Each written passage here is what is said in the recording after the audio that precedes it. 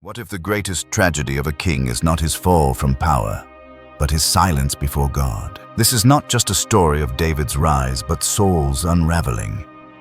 Of a man once chosen, now forgotten. From battlefield to palace, from prophecy to paranoia, journey with us through the quiet disintegration of Israel's first crown. And perhaps in Saul's lament you may hear the tremble of your own soul. It was morning again. The mist still clung to the ridges of the Elah Valley, and the dew had not yet burned from the grass. Beneath their tents of goatskin and shade, the armies of Israel stirred in heavy silence. No trumpet call, no war cry. Only the distant rumble of armor and the measured beat of the Philistine giant's feet on the earth, the sound that had haunted Saul's dreams. He sat alone. Not in the way kings sit high and observed, but hunched in shadow, the crown feeling heavier with each passing day. His sword lay untouched across his knees, cold and ceremonial. There was no fire in it now. 40 days. 40 days. Goliath had descended from the Philistine ridge morning and evening, calling out his curse. Not against Saul, no, against the living God. Yet Saul had done nothing, had said nothing, had trembled in the folds of his royal robe like a shepherd hiding from thunder. There had been a time when the Spirit of the Lord rushed upon him like wind across the threshing floor, shaking the soul loose from fear. But that was before he disobeyed, before Samuel turned his back, before the silence fell. Now even the voice of God seemed like a memory, a story someone else had lived. His men looked to him still, but not with expectation. With the grim resignation of soldiers who know their leader is no longer listening for orders from heaven.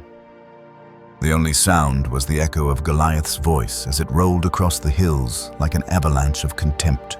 Am I not a Philistine? And are you not the servants of Saul? Choose a man and let him come down to me. He used Saul's name, not God's, as if Saul were all that Israel had left.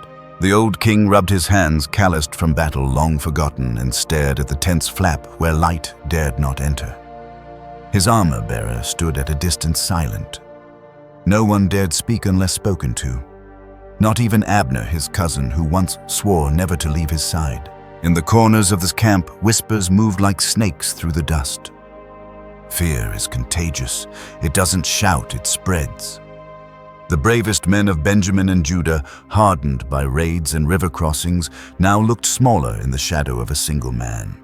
And Saul felt it that Goliath was more than a giant. He was a judgment. Each day he came, Saul hoped the challenge would stop, that perhaps Goliath would grow tired or fall ill or be recalled by his gods. But each time the man came stronger, louder, more certain that no one from Israel would rise. He remembered his anointing. Samuel, the oil, the promise. You shall reign over the people of the Lord. But now even the Lord's people cowered. Had the Lord withdrawn? Had the prophet been right to turn away? Was this what kingship had become? Outside, a donkey brayed. Somewhere a pot was overturned. The camp lived on, ate, waited, died a little more each hour. The ground, once meant to be a battlefield, had become a graveyard of courage. Saul closed his eyes and for a moment thought of music, of a harp he had once heard, a shepherd's song, light as breeze, faint but filled with something he could no longer name. Then a voice broke through, not thunderous, not divine, just a boy's voice arguing with the guards at the perimeter. I bring bread and grain, it said, and word from my father. The sentries laughed, but the voice did not retreat. It grew clearer, curious, unshaken by the scent of iron and fear. Saul opened his eyes. There are moments when the earth shifts without sound, when destiny walks into a camp, not with a sword, but with a staff and a satchel. And in that silence, where once a prophet's voice thundered, now only the wind answered, until the boy came. He was smaller than Saul expected. The voice had held a certain gravity, the kind that ripples through silence not by volume, but by conviction. But the boy who stepped into Saul's tent was lean, sun-bronzed eyes bright with a shepherd's attentiveness. He smelled of field and sheep. His clothes were plain, his hands calloused, his gaze unflinching. David, son of Jesse, brother to warriors. A boy sent with bread who carried the quiet weight of something far heavier. "Your servant has come," he said, bowing. Saul motioned him forward. The old king studied him. There was no tremble in the boy's shoulders, no darting in his eyes. He looked not at Saul's crown nor at the sword, but into Saul himself, as though peering past the years of failure into the man once chosen. "You heard the Philistine?" Saul asked. David nodded. "I did." "And what do you think of him?" David did not pause. "I think he defies the armies of the living God." There was no pretense, no hesitation. It was not Saul he served, but the God Saul once knew. Saul leaned back. The words stung, not because they were false, but because they were too true. He remembered when he too had spoken that way, with the fire of conviction unshadowed by doubt. "And what would you do?" Saul asked, already knowing the answer. "Let no man's heart fail," the boy said. "Your servant will go and fight this Philistine." A wave of silence followed. Even the tent cloth seemed to hold its breath. Saul laughed, but it was not mockery. It was something between awe and ache. "You are but a youth." "He has been a warrior since his youth." David stepped forward. "Your servant kept his father's sheep, and when a lion or a bear came and took a lamb, I went after it. I struck it and delivered the lamb. And if it rose against me, I caught it by its beard and struck it down." He said it not in boast, but in memory, as if those beasts had been no fiercer than this Philistine. "The Lord who delivered me from lion and bear will deliver me from the hand of this uncircumcised one." Saul looked at the boy, then at his own hands. His fingers trembled. He rose, slowly unfastened the royal armor, and offered it to David. Bronze helmet, scaled coat, the trappings of a king. David put them on, but the weight was wrong. He moved like a man carrying someone else's burden. "I cannot go with these," he said, gently removing them. And Saul nodded. For the first time in weeks, he felt something move in his chest. Not hope, not fear, but the recognition that what was once his was now passing.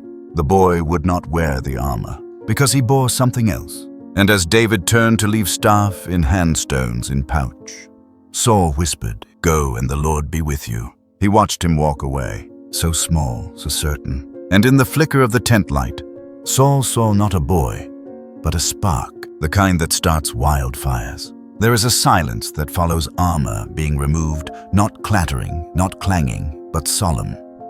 The kind of silence found in tombs and temples. David stood again in his own clothes. Nothing gilded, no metal, just cloth, leather, and faith. Around his waist, a simple pouch. In his hand, a worn staff. In his heart, a trust that could not be taught. The armor lay on the floor between them, a bronze coat made for kings, gleaming in places, dulled in others. A mirror of Saul himself. He had offered it not just out of protocol, but out of longing. A passing of something sacred, a test too. Could this boy become the man Saul once was?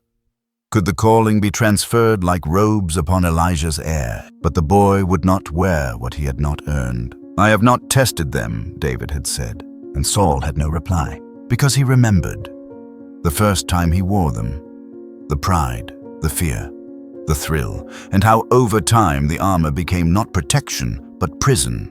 He remembered how the people shouted his name, how he stood taller when girded in iron, how he believed no one could touch him until God withdrew. The armor was not only metal, it was the memory of his rise and the echo of his fall. David's refusal was not rebellion, it was reverence. He would not carry the weight of another man's calling. He would go in what he knew, the feel of a sling, the memory of a lion's growl, and the certainty that the Lord who delivered once would deliver again. Saul watched as David stooped by the brook.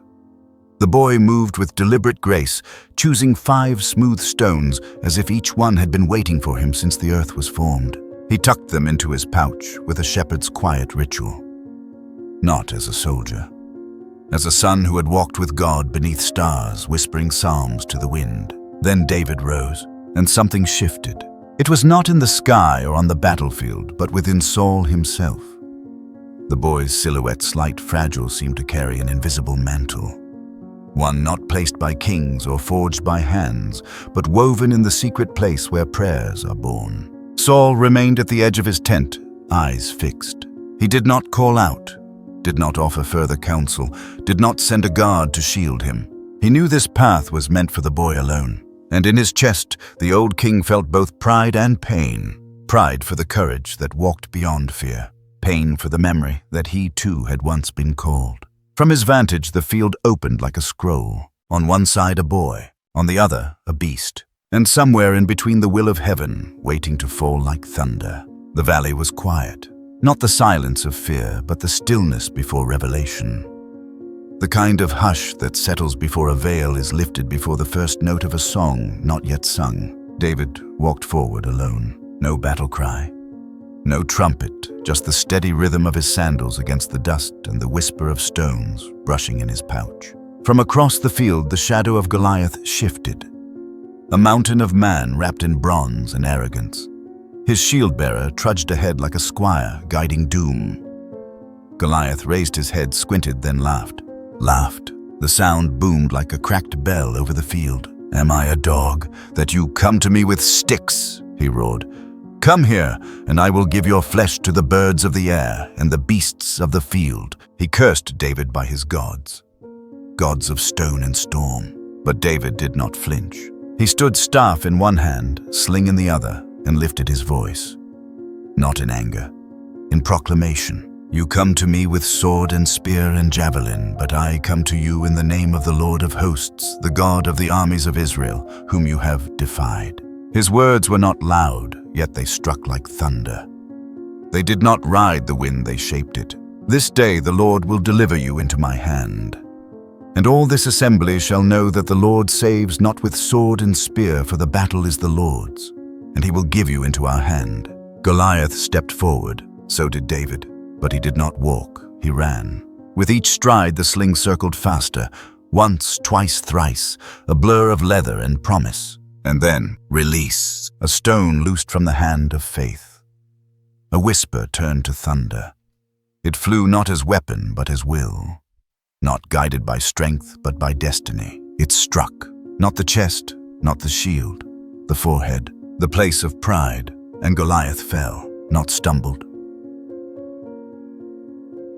Fell, like a tree uprooted, like an idol shattered, like a kingdom judged.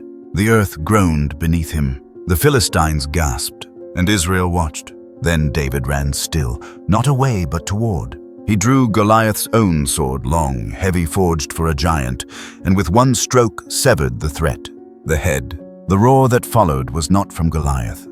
It came from the hills, from the mouths of men who had waited too long, from soldiers whose courage had slept, from warriors who now believed.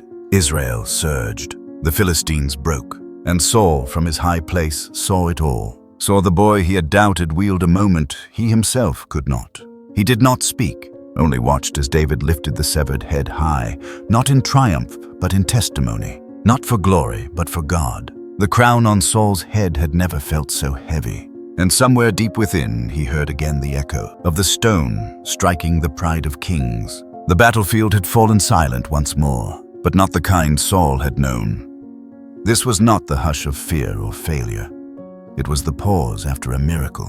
David returned the blood of a giant, staining his tunic.